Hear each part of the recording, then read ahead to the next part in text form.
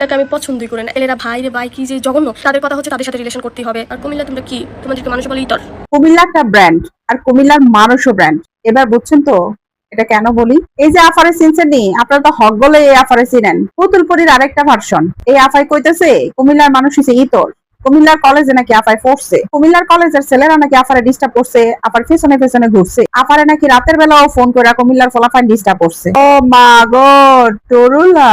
আচ্ছা আপনারা বলেন তো, কুমিল্লার ছেলেরা কি এত রুচির দুর্ভিক্ষ হয়েছে যে এই নাহির পেছনে পেছনে ঘুরবো? আপনারা দেখেন, এই কথা কইতে লইলে 14 বার নাহ লাগায় কথা কয়, এদের পিছে বলে কুমিল্লার ফলাফান ঘুরবো।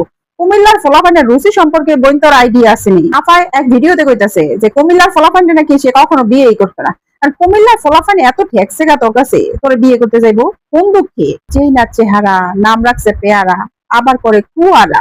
এই আপার পেজে ঢুকা আমার লিটারালি বমি আসতেছিল। আপা যে ওই যে ট্রাফিকের দায়িত্ব পালন করছিল, আপনারা মনে আছেনি? শাড়ি পিন্দা, জামা পিন্দা, কত দাম পিন্দা আপা ভাইরাল হয়েছিল।